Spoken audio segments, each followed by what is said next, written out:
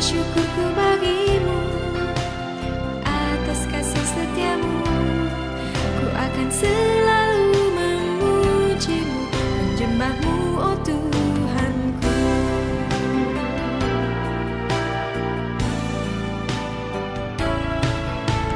Terima kasihku padamu atas segala berkat-Mu. Terima kasih ku ucapkan padamu, Tuhan, Kau penolongku. Puji syukurku padamu atas kasih setiamu. Ku akan selalu memujimu, menyembahmu, oh Tuhanku. Ku mau memujimu, Tuhan, selama-lamanya, selama-lamanya. Ku kan memujimu selalu,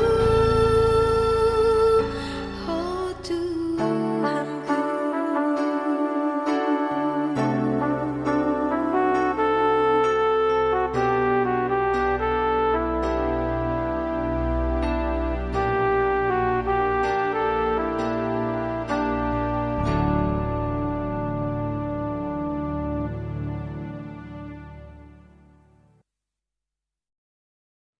Beshem Ha'af, Verben, Veruah HaKodesh, Ha-Elohim Echad. Di dalam nama Bapa dan Putra dan Roh Kudus, Allah yang Esa. Amin. Shalom, selamat pagi, Boker Tov. Kita meneruskan pembahasan Gematria Ibrani, simbol dan signifikansi, angka 7 dalam Alkitab. Fokus bahasanya adalah Adam, simbol medis laki-laki, dan simbol medis perempuan. Kita telah mempelajari 3 sesi untuk pembahasan simbol aksara Ibrani bagi laki-laki atau maskulin, aksara Ibrani Zayin. Aksara Ibrani Zayin, nilai kematriannya adalah 7. Di sesi yang keempat ini, kita akan mempelajari kata Adam secara konteks. Dapat bermakna nama seorang laki-laki pertama yang diciptakan oleh Allah, yang namanya memang Adam, yang terdiri dari aksara Alef, lambang bagi Elohim, dan Dam, artinya darah. Sehingga Adam adalah satu-satunya makhluk berdarah yang mendapatkan citra Allah di dalam dirinya. Sehingga hanya Adam sebagai mandataris Allah di bumi. Tapi kata Adam secara konteks tertentu juga dapat bermakna manusia yang bergender laki-laki maupun perempuan. Kita baca Kejadian 5 ayat 1. Zeh toledot Adam beyom bero Elohim Adam bidemut Elohim asa oto. Inilah daftar keturunan Adam pada waktu manusia itu diciptakan oleh Allah. Dibuatnyalah dia menurut rupa Allah. Perhatikan, pada mulanya Allah hanya menciptakan satu Adam saja yang bergender laki-laki. Kemudian Allah memecah tubuh Adam untuk menciptakan istri bagi dirinya. Sehingga dalam pengertian ini selanjutnya seorang istri adalah bagian dari suaminya yang tidak terpisahkan. Dalam ilmu biologi, laki-laki memiliki kromosom X dan Y, sedangkan perempuan XX. Selanjutnya ayat 2. Zachar unekeva bera'am, fayivarek otam, fayikra et shmam Adam beyom hibaream. Laki-laki dan perempuan diciptakannya mereka. Ia memberkati mereka, laki-laki dan perempuan itu, dan memberikan nama manusia, yaitu Adam, kepada mereka pada waktu mereka diciptakan. Perhatikan Kejadian 5 ayat 2, ada kata Zachar bagi laki-laki dan Nekeva bagi perempuan. Yang keduanya disebut Adam, manusia. Aksara Zayin melambangkan makna Zachar, gender lelaki, yaitu unsur pure dalam diri manusia. Sedangkan laki-laki, yaitu Zachar, berhubungan dengan kata sehuhet, yang artinya gelas atau kristal, dari verba atau adjektiva zachah, yang artinya clean, clear, pure. Jika Anda pernah melihat benih laki-laki, bentuknya seperti kristal. Dan bentuk itu merujuk kepada zehuhit yang berbentuk seperti gelas atau kristal. Verba atau adjektiva zakah berhubungan pula dengan verba zakhar, artinya mengingat. Sehingga kata zakhar dapat bermakna maskulin, lelaki, atau juga dapat bermakna mengingat. Seorang laki-laki zakhar adalah the giver. Kita sudah mempelajari itu pada seri yang ketiga. Makna simbol gender bagi laki-laki adalah lingkaran di bawah dengan tanda panah di atasnya, yang merujuk diagonal ke atas kanan, yang menandakan bahwa laki-laki ini bersifat pemberi benih, the giver. Sedangkan simbol gender perempuan adalah lingkaran di atas dengan tanda plus di bawahnya, yang menandakan bahwa perempuan adalah sang penerima benih. Bahasa Ibrani untuk perempuan adalah nekeva, yaitu unsur holo dalam diri manusia. Gender perempuan, nekeva, berasal dari kata nekev yang artinya whole, hollow, cave, deficiency. Seorang perempuan, nekeva, adalah the cave, the tube, atau the receiver. Maka manusia Adam adalah perpaduan dari unsur yang pure, sehuhit, zakah, yang bersama-sama dengan the cave, yaitu nekev untuk membangun manusia yang utuh.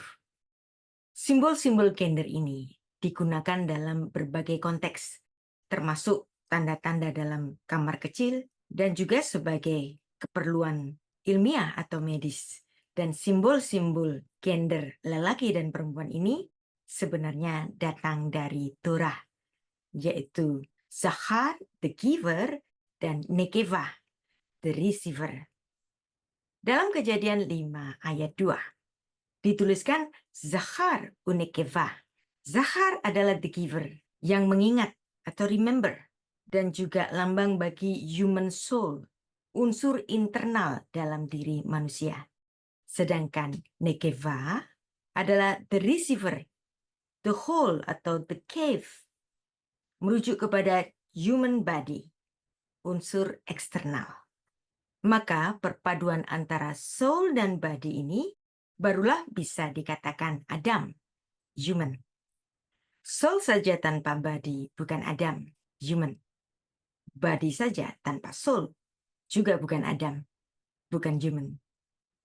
Demikianlah filsafat Ibrani memakai gender laki-laki dan perempuan, sehingga simbol medis mengenai laki-laki dan perempuan yang terkenal ini berasal dari Torah sebagai kitab suci, sekaligus kitab filsafat yang paling lengkap, yang bahkan tidak dimiliki oleh filsafat-filsafat yang lainnya, termasuk filsafat Yunani yang dipuja orang dunia dan dianggap sebagai mula kemampuan berpikir.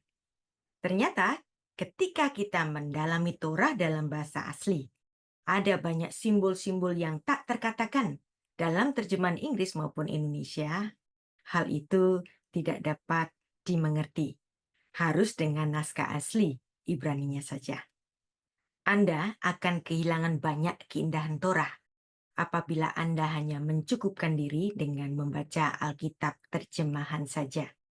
Makanya jangan jadi bani terjemahan. Belajarlah bahasa asli Alkitab. Pada bahasa yang dahulu, Roh Kudus memberikan ilham bagi para nabi menuliskan kitab suci dalam bahasa asli mereka. Zachar sebagai gender laki-laki, dia adalah pemberi benih, Zerah. Seorang laki-laki, Zachar adalah pemberi keturunan, Zerah. Kita lihat satu contoh ayat bahwa setelah bencana air bah, Allah menjadikan Nuh sebagai Adam yang baru, yang memberikan benih keturunan, yaitu Zerah, yang menjadi cikal bakal keturunan manusia-manusia di bumi melalui ketiga putra-putra Nuh, Sem, Ham, dan Yafet. Nanti terpancar bangsa-bangsa yang ada di dunia ini. Kejadian 9 ayat 9. Vani hineni mekim et beriti itchem ve'et zar'achem achareichem. Sesungguhnya aku akan mengadakan perjanjianku dengan kamu dan dengan keturunanmu. Zar'achem. Zakhar, gender laki-laki, telah ditetapkan untuk memberikan nafkah. Bahasa Ibraninya zan. Kata zan artinya pemeliharaan, perawatan, nursing, atau bahan pangan. Nomina ini adalah bentukan dari akar kata zun yang artinya memberi nafkah atau memberi makan. Perhatikan bahwa dalam filosofi yang terkandung dalam bahasa Ibrani ini, bahwa yang memiliki tugas untuk memberi makan pada keluarganya adalah seorang laki-laki atau yang disebut dalam bahasa Ibrani ish, yang gendernya adalah laki-laki, zakhar. Dalam bahasa Indonesia, kata nafkah adalah kata serapan dari bahasa Arab nafakah, yang artinya sesuatu yang keluar. Ini dapat kita bandingkan dengan bahasa yang serumpun dengan bahasa Arab, yaitu bahasa Aram, nifkah, artinya outlay, expenses, yang digunakan dalam Alkitab. Misalnya dalam Esra 6 ayat 4 atau ayat 8, kata nifkah ini dalam artian membayar suatu expenses. Sehingga kata nifkah ini juga diterapkan bagi suami yang membayar expenses bagi keluarganya. Kita baca Esra 6 ayat 4. Nitbakin di evangelal telata fenitbak di akhadat fenifketa min beit malakha tit yehif. Dan haruslah dipasang 3 lapis batu besar-besar dan 1 lapis kayu. Biayanya harus dibayar, harus dinafkahi. Dari kata Aram, nifkah, dari perbendaraan kerajaan. Dari Esra 6 ayat 4 ini kita memahami kata Aramaik, nifkah artinya outlay, expenses, dalam perkembangan maknanya yang kemudian menjadi nafkah dalam bahasa Arab dan nafkah dalam bahasa Indonesia dalam artian yang sama, expenses, yang menjadi tugas bagi sang suami sebagai sang pencari nafkah, sang pemberi dengan simbol lingkaran di bawah dengan tanda panah di atasnya yang menunjuk diagonal ke atas ke kanan yang menandakan bahwa si laki-laki ini si pemberi benih dan si pemberi nafkah pula, the giver.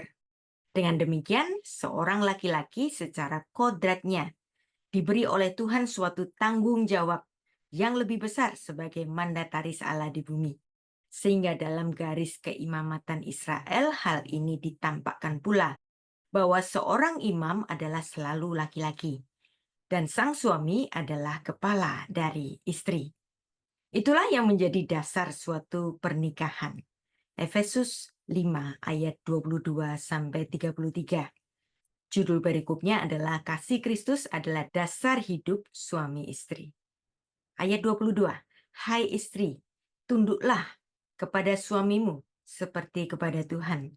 Karena suami adalah kepala istri sama seperti Kristus adalah kepala jemaat. Dialah yang menyelamatkan tubuh. Karena itu sebagaimana jemaat tunduk kepada Kristus, demikian jugalah istri kepada suami dalam segala sesuatu.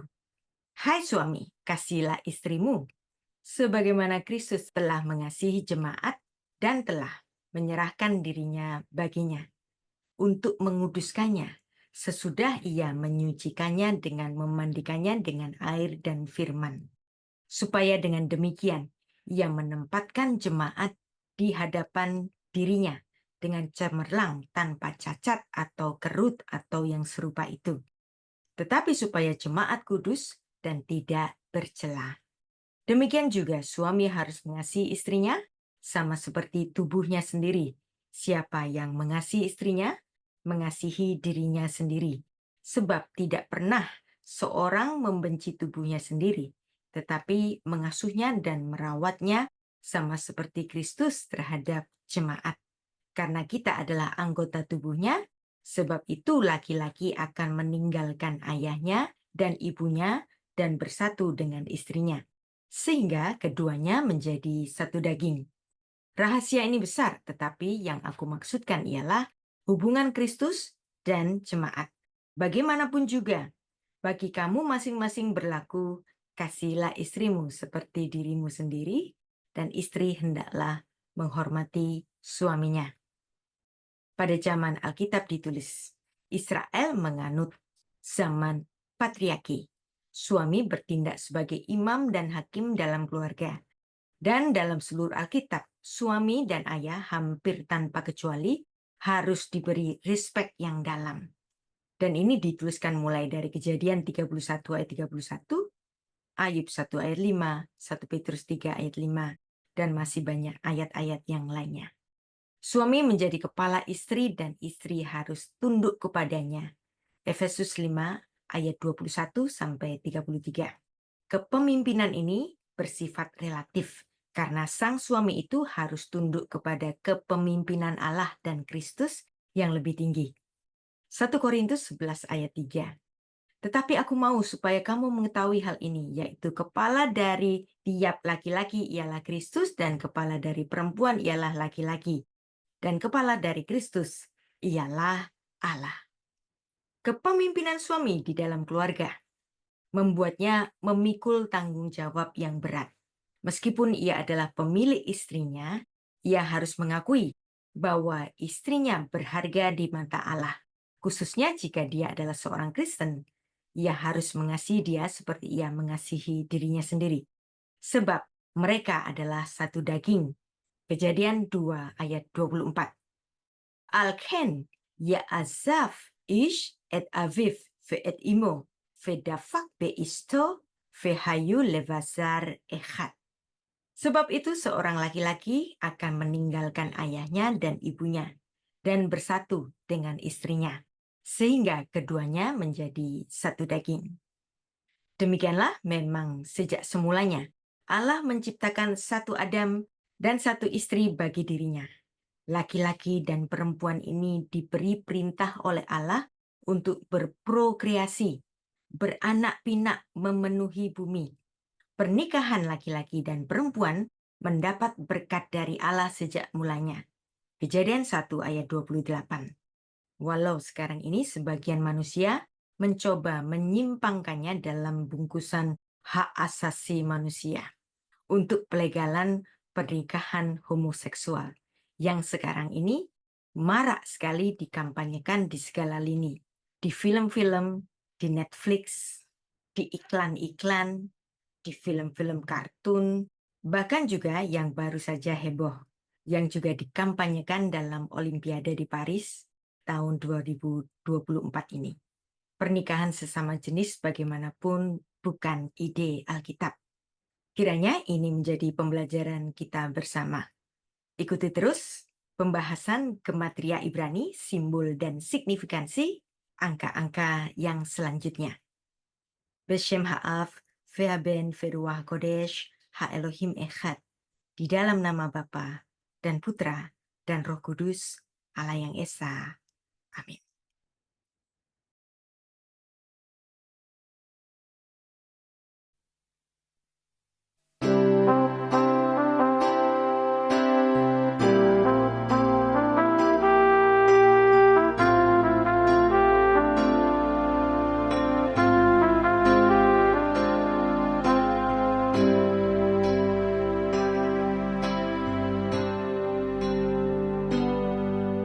Tuhanku bersyukur atas anugerah-Mu dan berkat yang Kau beri di dalam hidupku. Tuhanku bersuka atas karunia-Mu di dalam hidupku. Engkau penolongku dan memimpinku di setiap langkahku. Oh mulia kasih-Mu, ku mau memuji-Mu Tuhanku. Terima kasihku padamu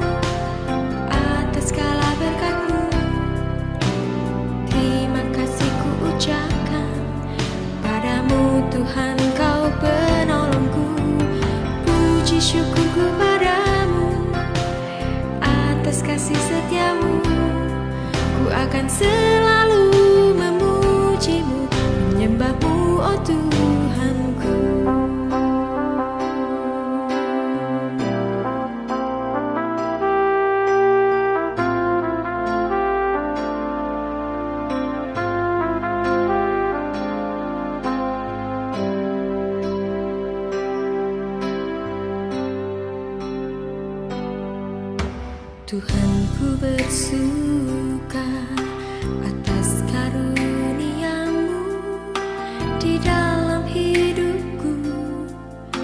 Engkau penolongku.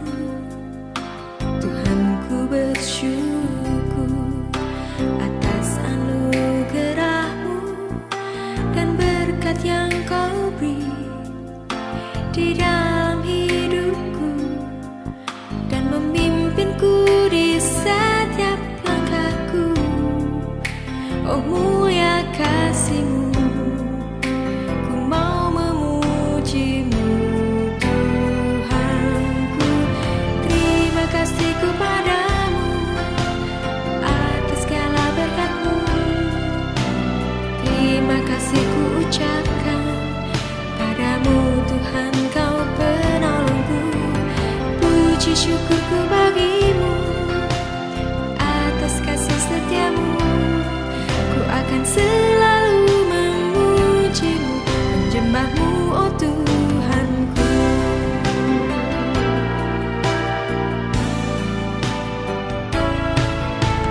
Terima kasihku padamu atas segala berkat-Mu. Terima kasih ku ucapkan padamu Tuhan, Kau penolongku. Puji syukurku padamu atas kasih setia-Mu. Ku akan selalu